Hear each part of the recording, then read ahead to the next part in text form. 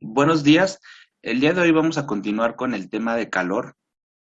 Este tema, al igual que en el tema de trabajo, vamos a platicar sobre una función de trayectoria.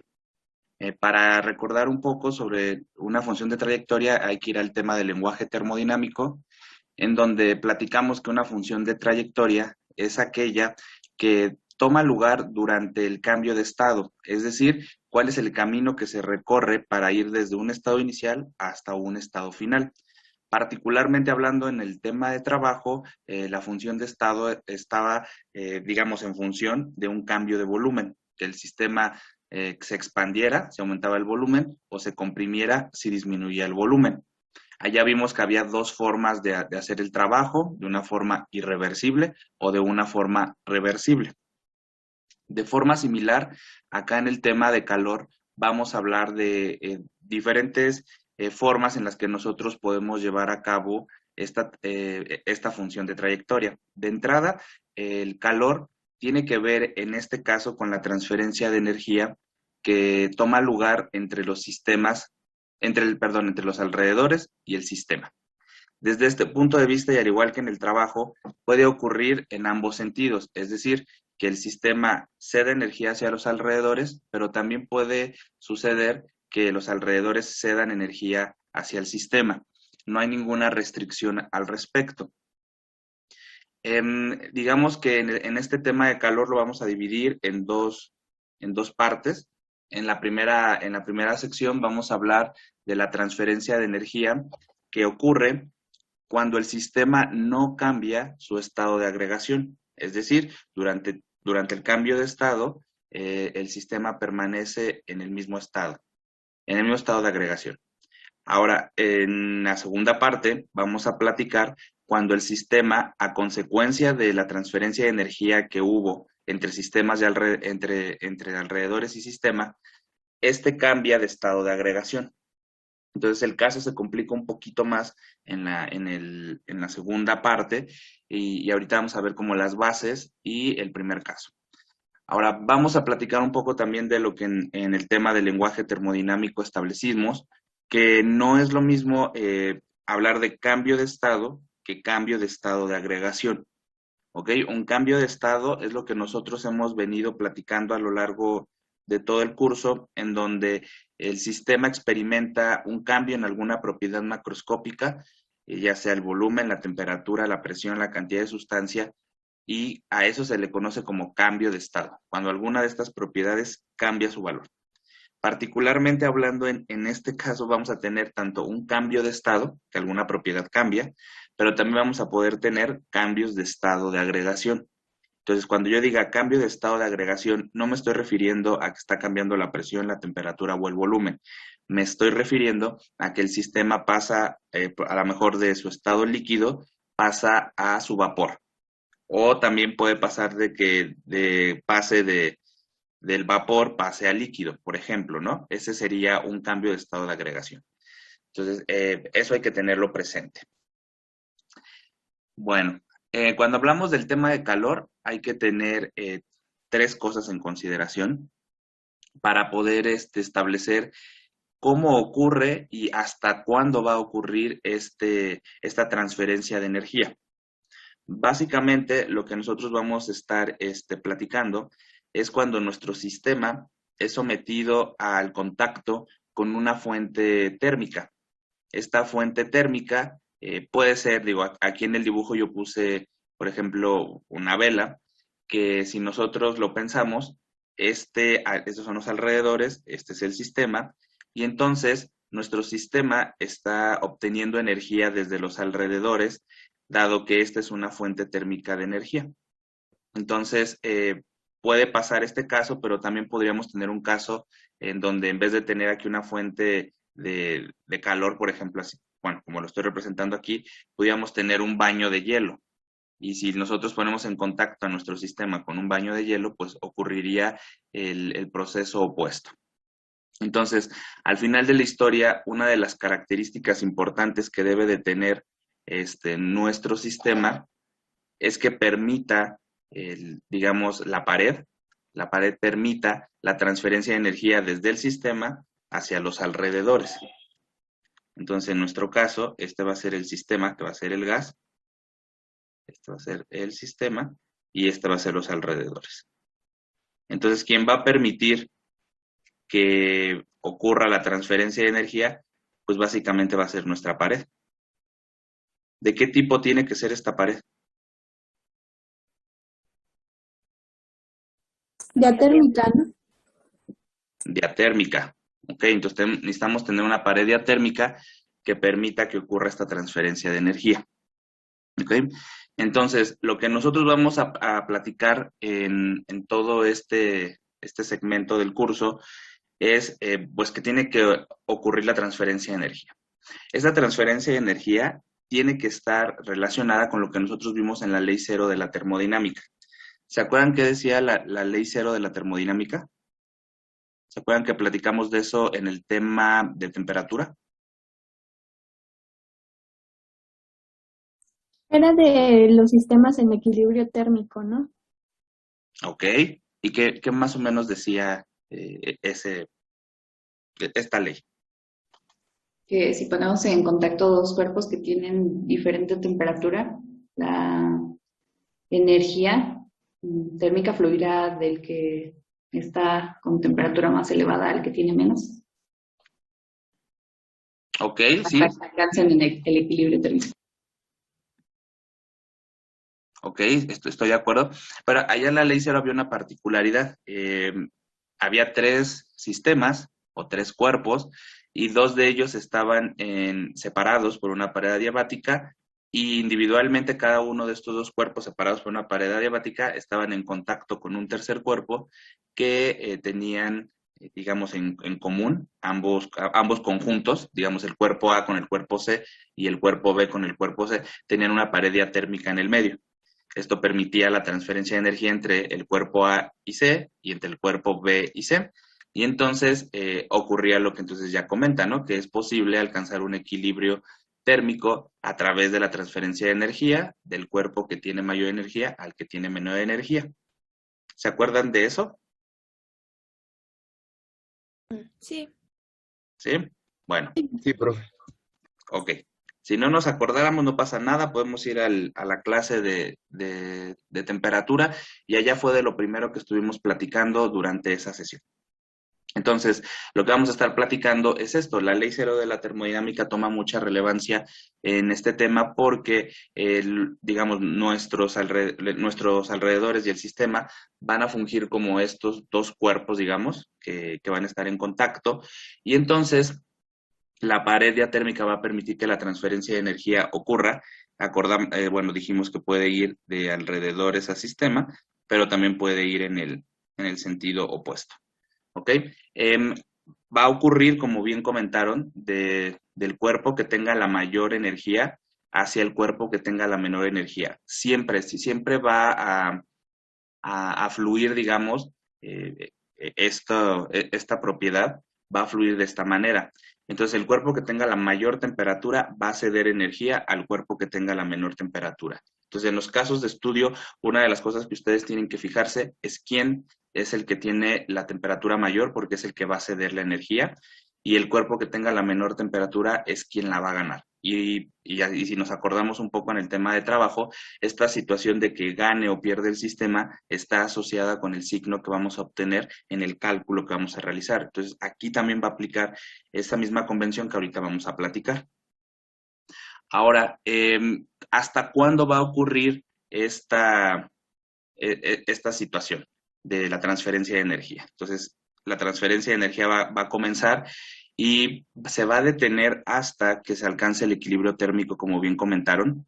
Y la condición para que el equilibrio térmico se alcance es que la temperatura de ambos cuerpos en contacto sea la misma.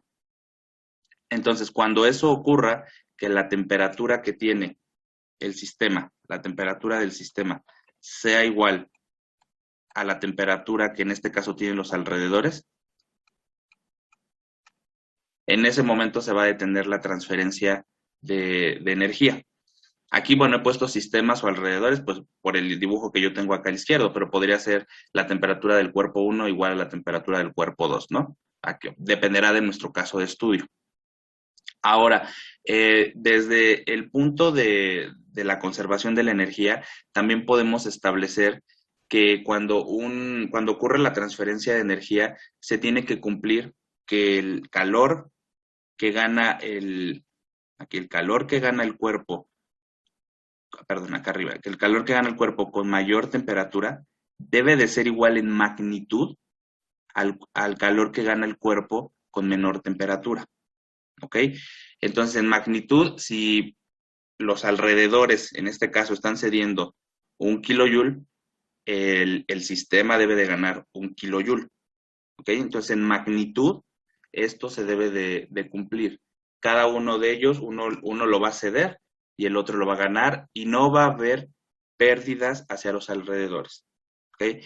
Esto es algo muy importante porque desde un punto de vista ideal, lo que nosotros estamos considerando de que la energía que cede, por ejemplo, en los alrededores, es la energía total que va a ganar el sistema, lo que está implicando es que nosotros este conjunto lo estamos considerando como aislado de cualquier otra, digamos, otro contacto con otro cuerpo o con otro sistema.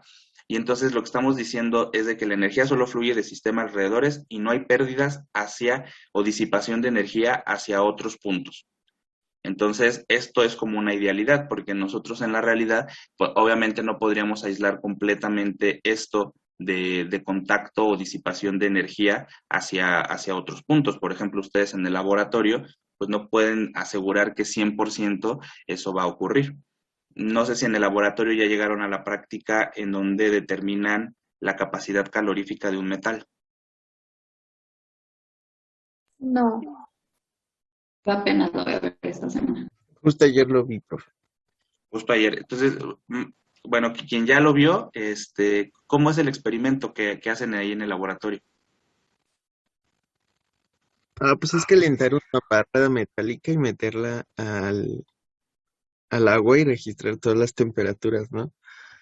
La del agua, la del metal y la final del agua. Y, ¿Mm? ay, ese es algo bien raro. Digamos, el recipiente en donde todo esto va a ocurrir, ¿qué características tiene? Debe ser aislante y se utiliza de unicel o poli, esa cosa. Ok, de unicel, ¿no? Entonces, Ujú. en el laboratorio lo que ustedes van a hacer es que allá el sistema es nuestra barra de metal, porque es a este componente le queremos determinar una propiedad, en este caso la capacidad calorífica. Y los alrededores, en ese caso, va a ser el agua, ¿no? O sea, vamos a tener dos cuerpos en contacto. Y este conjunto de estos dos cuerpos están aislados del resto a través de este vaso de unicel que ahorita nos acaban de comentar. Entonces, lo que se trata es de que pues tratemos de evitar que la energía se disipe hacia otros puntos y que únicamente la transferencia ocurra entre el sistema y los alrededores. Entonces, de eso trata este tercer punto, que toda la energía que va a ceder uno la gane el otro. ¿Cómo vamos a lograr esto? Aislándolos, todo este conjunto, aislándolo del resto del universo. ¿Ok? Entonces, en eso pongan atención cuando les platiquen lo de la próxima práctica, porque se tiene que cumplir este tercer punto, ¿vale? Sí, profe, gracias. Bueno, entonces también desde el punto de vista de calor podemos clasificar a los procesos desde dos tipos y esta clasificación ustedes ya la miraron desde química general. Existen procesos que se les va a denotar como exotérmicos y procesos endotérmicos. La característica de cada uno de ellos es desde el punto de vista del sistema, ¿no? Desde el punto de vista del sistema, si el sistema está cediendo energía hacia los alrededores, es decir, ocurre la transferencia de calor del sistema hacia alrededores, entonces nosotros vamos a llamar a esto un proceso exotérmico. ¿Por qué? Porque el sistema está liberando energía hacia los alrededores. Y esto ustedes lo entienden muy bien cuando les dicen de una reacción. Si una reacción es exotérmica, ustedes entienden que el sistema, que es la reacción de estudio, está liberando energía. Y ustedes, como que eso sí lo pueden relacionar muy fácilmente. Ahora, desde el punto de vista del proceso endotérmico, pues es el proceso opuesto. En este caso, pues el sistema gana energía debido a una transferencia de energía que ocurre de alrededores hacia sistema. Entonces, aquí, en este caso, se gana energía a través de los alrededores. Entonces, estos dos procesos son los que vamos a estar analizando. Y si ustedes se dan cuenta, pues vivimos las dos partes, ¿no? En cualquier proceso que nosotros analicemos, por ejemplo, en el caso que yo puse aquí, ¿quién está cediendo energía, ¿no? Los alrededores al sistema. Entonces, este caso, ¿cómo sería clasificado? ¿Como un proceso exotérmico o como uno endotérmico? Endotérmico. Endotérmico, porque el sistema es el que está ganando energía. Los alrededores lo pierden, pero nuestro punto de vista siempre está focalizado desde el sistema. Entonces, ¿qué le pasa al sistema? El sistema en este caso está ganando energía desde los alrededores y por tanto este será un caso endotérmico. Desde el punto de vista de los alrededores pierden energía, ¿no? Sí, ¿Sí? Pero están de acuerdo que el proceso no se clasifica desde el punto de vista de los alrededores.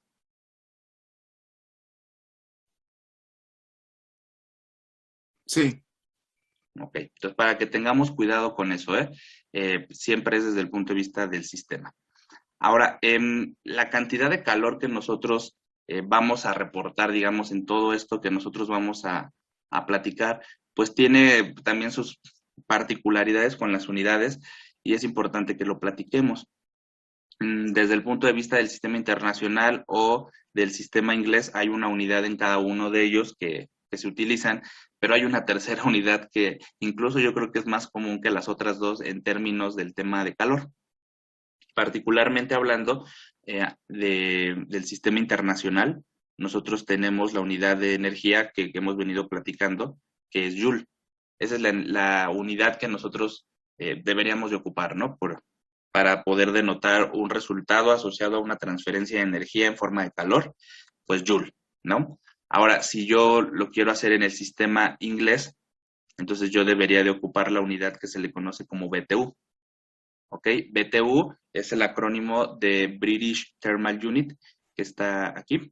Entonces, si nosotros queremos calcularlo de acuerdo a lo que el sistema inglés establece, pues deberíamos de ocupar BTUs.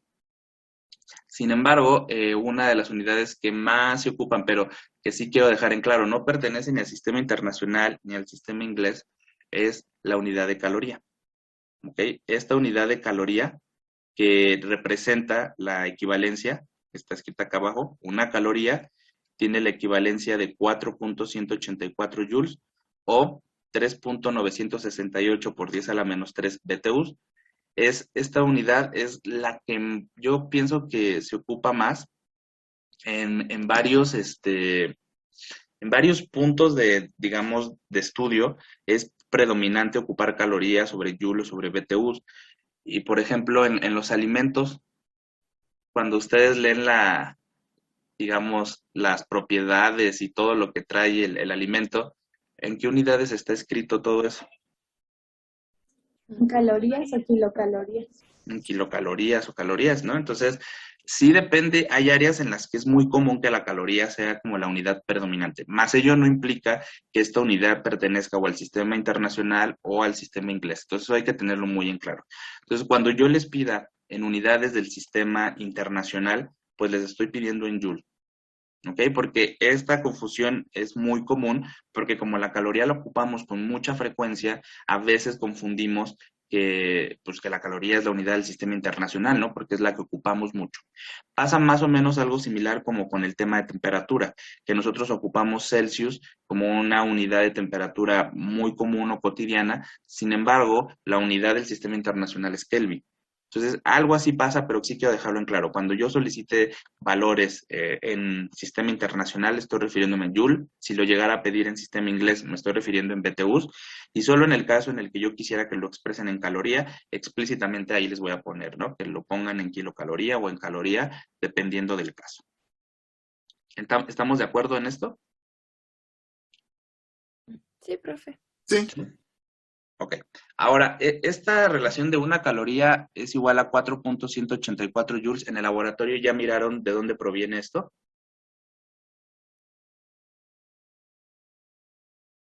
Aún no. no, ¿Aún no llegan a la equivalencia calor-trabajo? No. ¿no?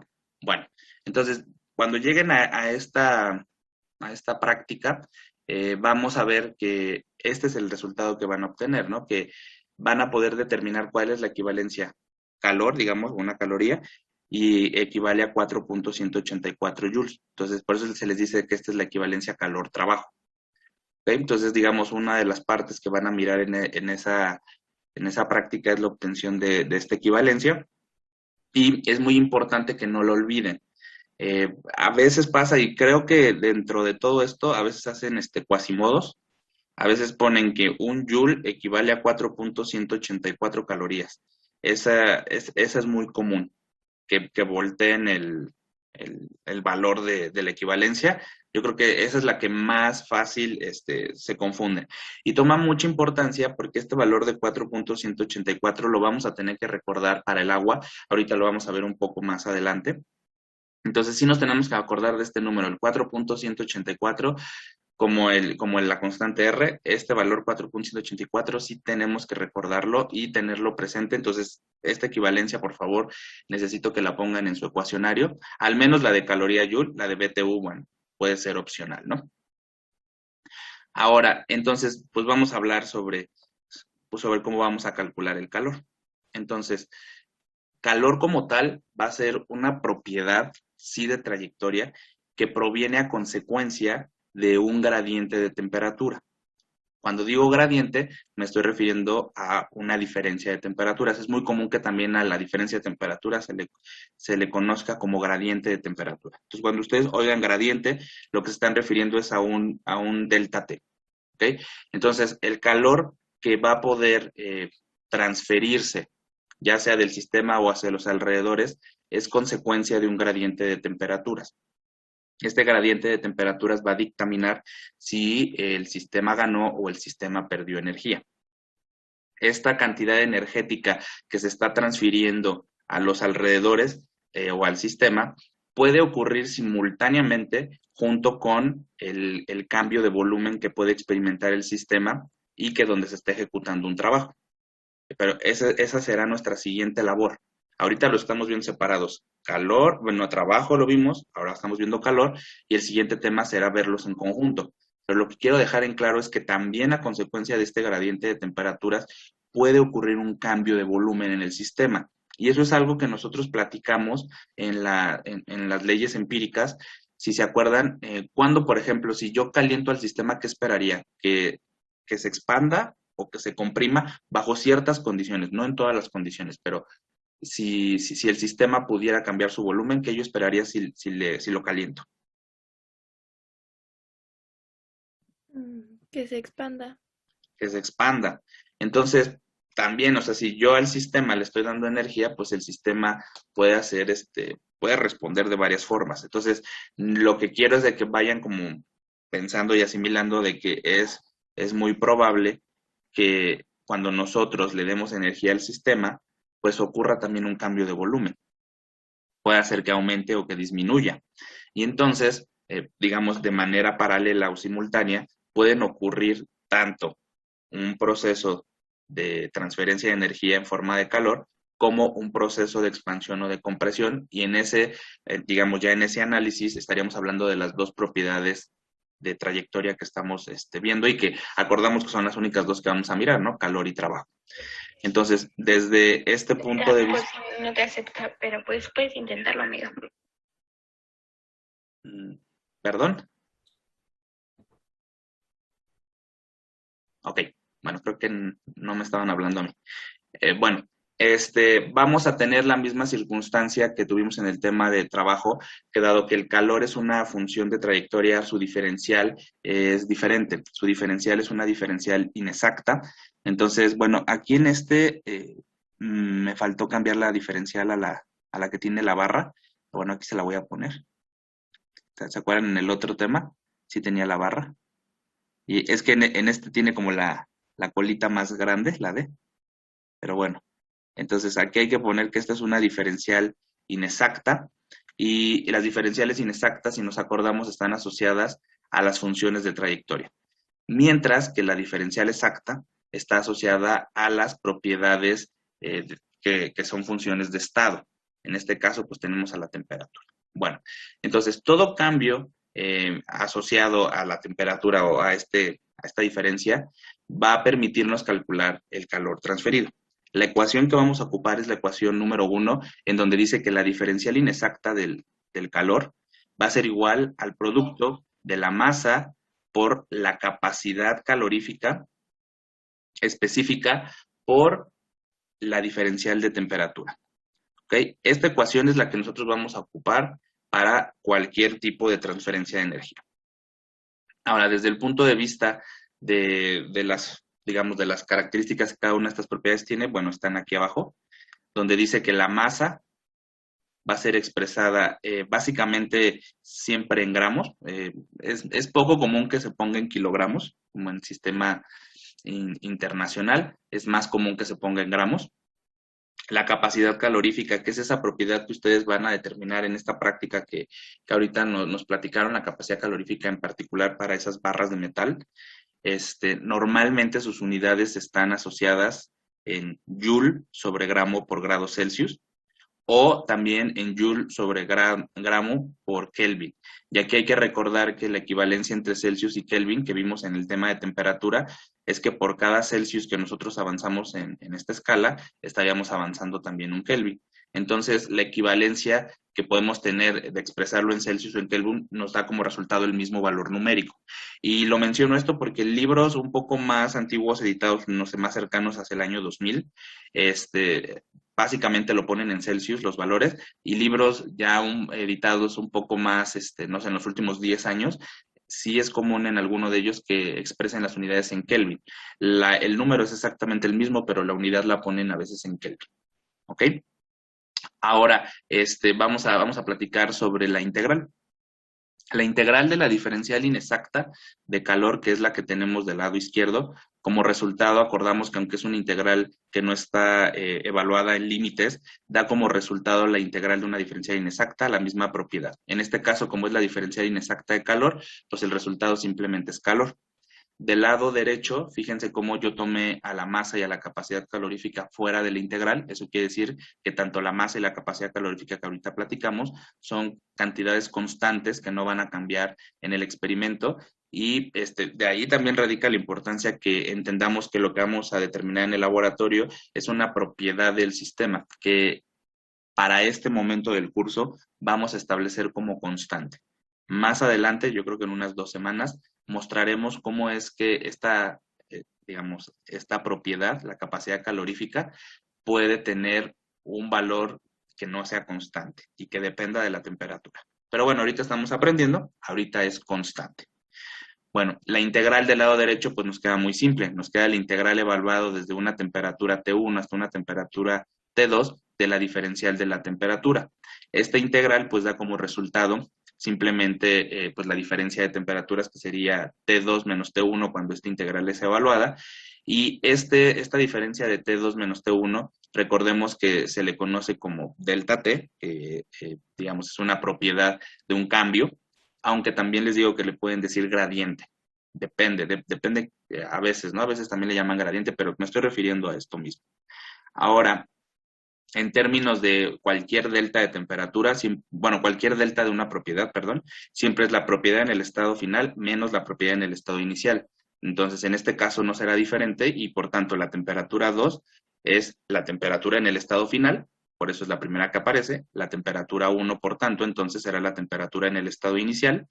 Y en este tema es en el único que podemos tener, digamos, la libertad de poder expresar la temperatura tanto en Celsius como en Kelvin. Aquí yo sé que me he empeñado mucho en ustedes que ocupemos el sistema internacional y que obviamente si es el sistema internacional nos toca en Kelvin, pero aquí tenemos una ventaja. Dado que nosotros vamos a hablar de deltas de temperatura, hay una particularidad. Es equivalente a hacer el delta de temperatura en Celsius que hacerlo en Kelvin. ¿Ok? Da exactamente el mismo valor, cosa que no pasaba con los cocientes. Si se acuerdan, en los cocientes fui muy enfático que no podíamos ocupar escalas relativas de temperatura como Celsius o Fahrenheit, porque el resultado era diferente que si ocupábamos escalas absolutas como Rankine o Kelvin. En este caso, es algo diferente. Aquí yo puedo ocupar tanto Celsius como Kelvin porque los deltas dan exactamente lo mismo. Y pues si quieren podemos mostrarlo para que no quede ahí como la duda de que pues, tal vez yo me lo estoy inventando. Entonces, a ver, por ejemplo, si yo quiero determinar el valor de el delta de temperatura en dos escalas diferentes, pues entonces voy a proponer dos valores. A ver, ustedes díganme dos valores de temperatura. ¿Qué tal? Que no sé dónde estoy escribiendo, a ver. Ah, esperen, ya reviví.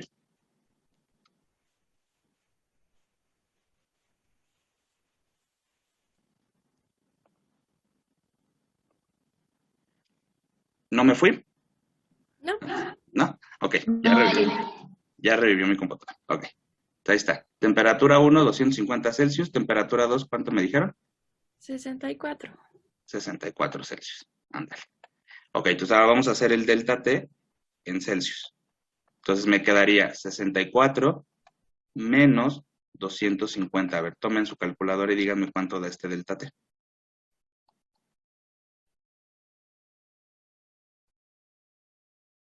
Menos 186.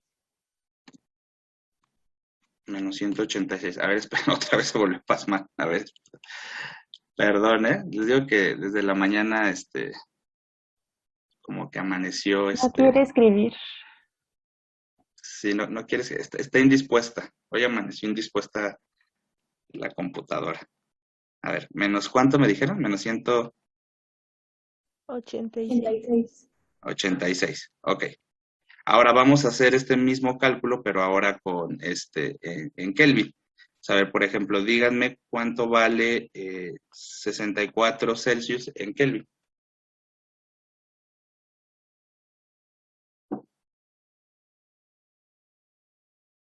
$337.15. Ok. Y 250. 523.15. 523. Sí. Ok. Entonces, a ver, ahora díganme cuánto vale esta diferencia.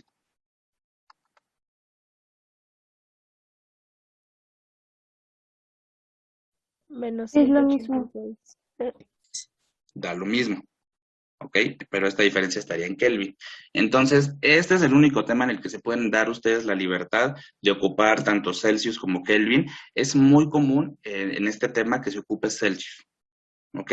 Yo creo que es lo más predominante en la literatura si uno va a los libros. Es muy común que el delta T estén dado en Celsius porque les digo que muchos de los libros expresan la capacidad calorífica en Celsius, pero les digo que libros más actuales, digamos, lo ponen en Kelvin. Y la razón es que, esto de un Celsius es igual a un Kelvin es cierto, lo vimos en el tema de temperatura, pero también es cierto que la diferencia de temperaturas es equivalente si yo la escribo en Celsius o la escribo en Kelvin.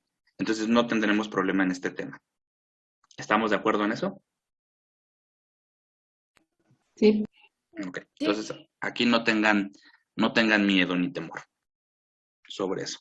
Pero sí tengan en cuenta eso, ¿no? Que solo esto es válido para diferencias de temperatura, no así para cocientes de temperatura, que fue lo que vimos en los temas de leyes empíricas. Ahora, la ecuación que yo obtuve acá, a ver, déjenme copiarla. Está la ecuación número 2, déjenme pasarla para allá. Para que la tengamos presente. Esta ecuación nos va a poder nos va a permitir determinar cuál es la energía que está perdiendo o ganando tanto el sistema como los alrededores, pero va a ser dependiente del signo que tenga esta expresión, porque el signo va a denotar quién está ganando y quién está perdiendo. Ok, entonces déjenme poner esta expresión. La voy a poner aquí. ¿Ok? Entonces, esta tiene que ir al ecuacionario. ¿Ok? Esta ecuación de calor es igual a masa por la capacidad calorífica específica por la diferencia de temperaturas. Ah, bueno, me faltó solo comentar, ¿por qué se especifica esta propiedad? Porque es por unidad de masa. Exactamente, es una propiedad que está calculada por unidad de masa.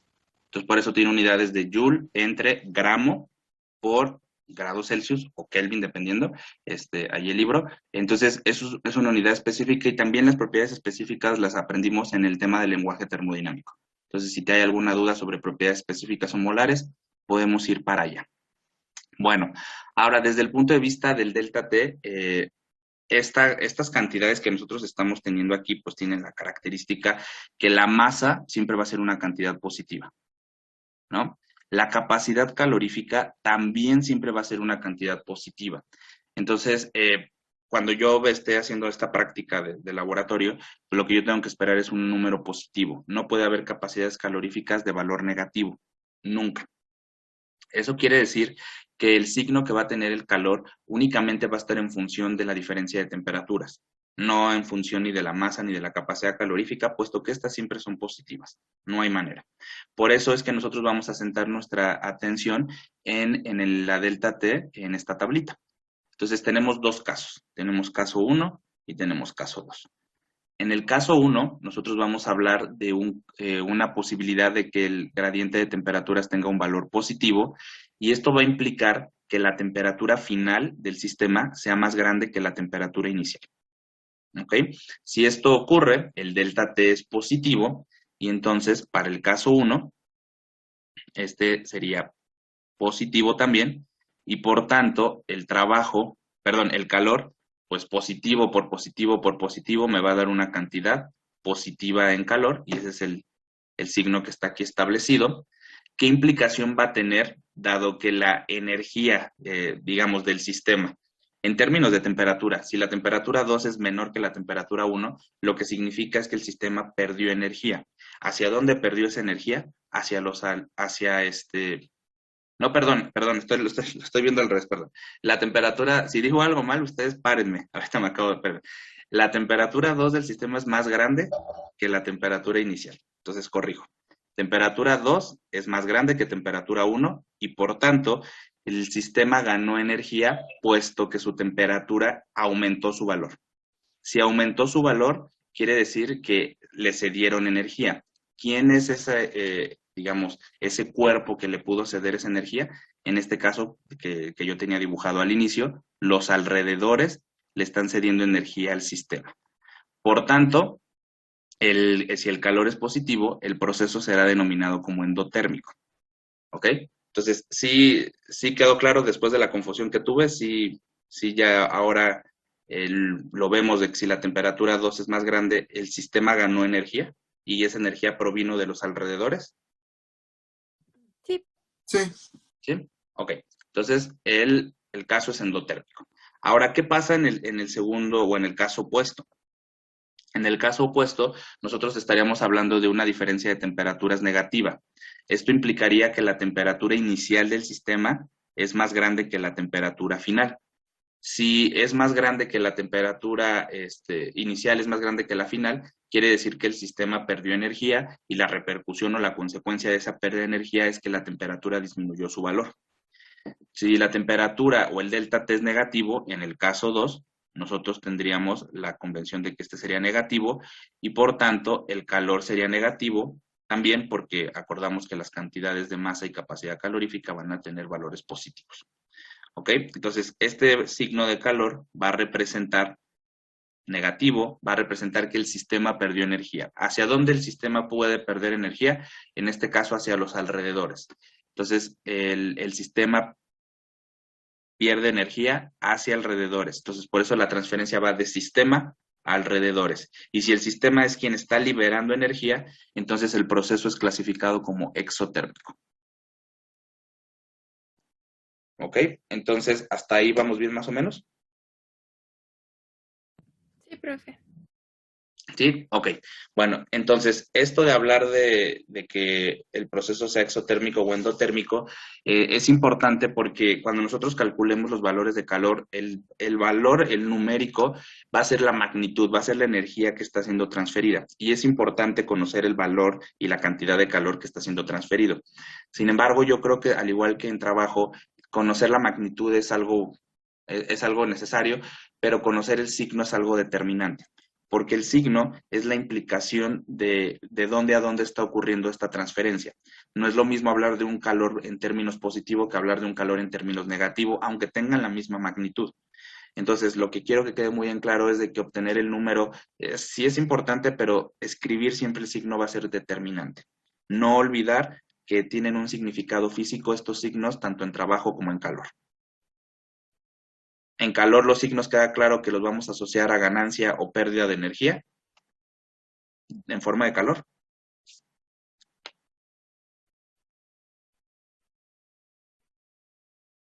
Sí. Sí. ¿Sí?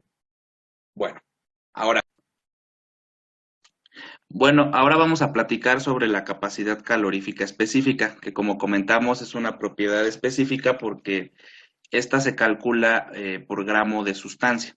Aquí hay que recordar que también hay propiedades molares que se encuentran calculadas por mol de sustancia. Incluso hay una capacidad térmica, se le conoce como capacidad térmica, y también se representa con la letra C. A veces, depende del libro, a veces le ponen ahí como una cursiva. Cuando vean capacidad térmica, únicamente son unidades de Joule entre energía. Cuando vean capacidad térmica, es energía entre temperatura. Y en particular, capacidad calorífica específica está dada por, dividida, digamos, o normalizada por gramo de sustancia. Y si también existe la capacidad calorífica molar, esa sería una propiedad molar y estaría calculada por mol de sustancia. ¿Cuál es el problema de la capacidad térmica? La capacidad térmica es una propiedad extensiva. Entonces, las cantidades extensivas no nos gustan, como hemos venido platicando. Entonces, es más conveniente ocupar propiedades intensivas. La capacidad calorífica específica o la capacidad calorífica molar son propiedades intensivas, porque es el cociente de dos extensivas, y entonces son las que nosotros vamos a ocupar con mayor frecuencia. Ahorita en el tema de calor que estamos mirando vamos a ocupar prioritariamente la capacidad calorífica específica, pero en los temas que vienen más adelante es también común que se utilice la capacidad calorífica molar. ¿Ok? Entonces cualquiera de las dos son las que vamos a ocupar. Ahorita damos introducción a la específica, que particularmente hablando, la capacidad calorífica tiene una definición. Es la cantidad de energía requerida para poder aumentar 1 grado Celsius la temperatura de 1 gramo de sustancia.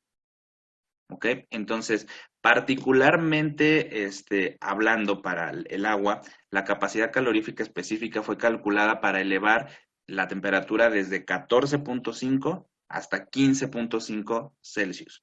¿Ok? Esa es la definición. O sea, sí aumentó 1 grado Celsius, pero no aumentó en cualquier intervalo, sino fue calculado específicamente de 14.5 a 15.5 grados Celsius.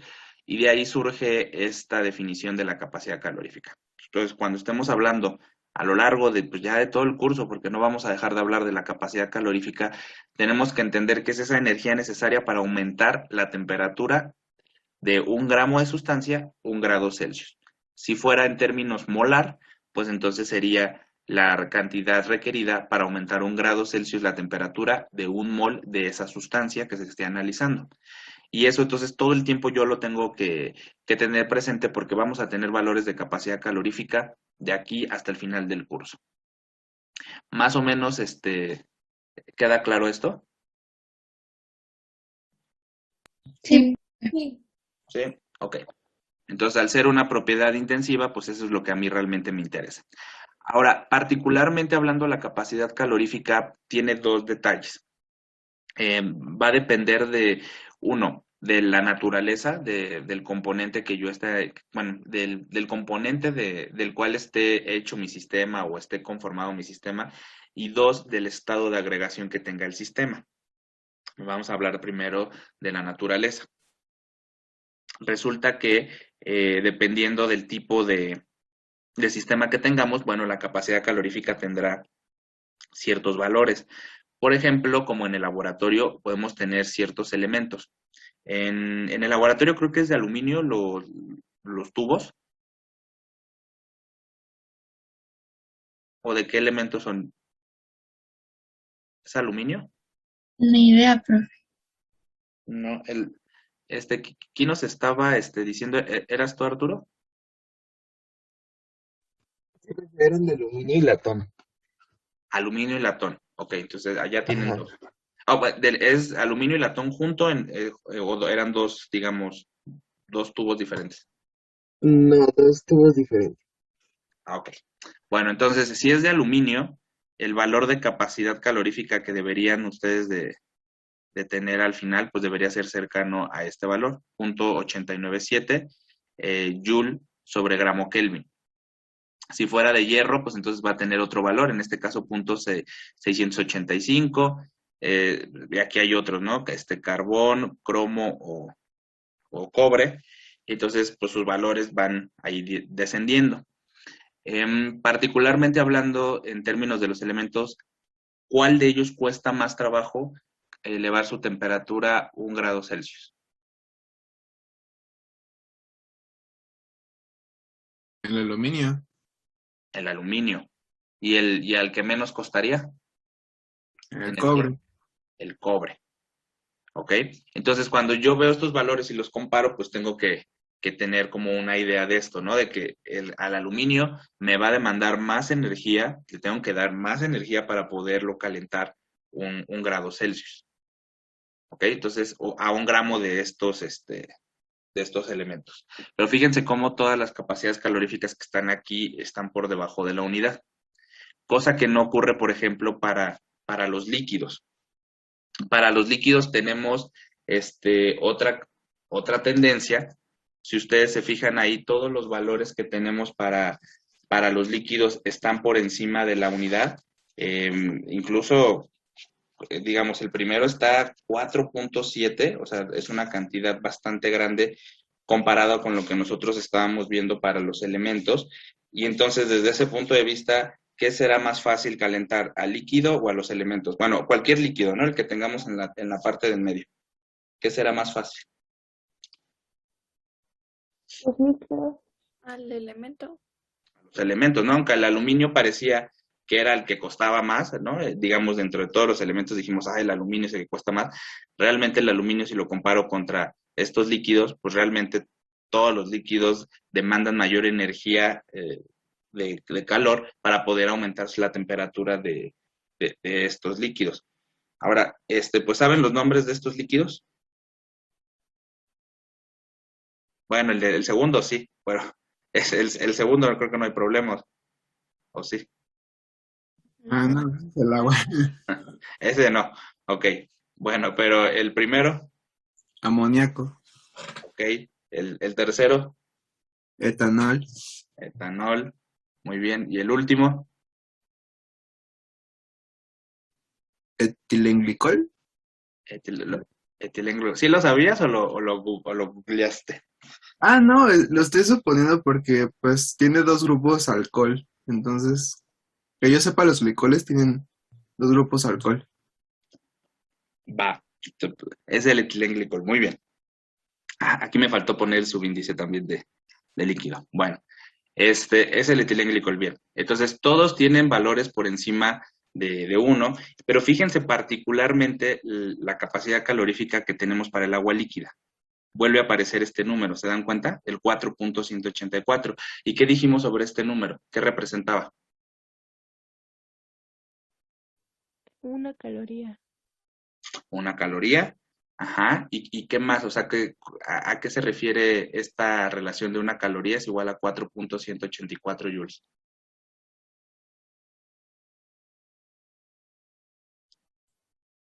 ¿A un joule? No, a un joule no.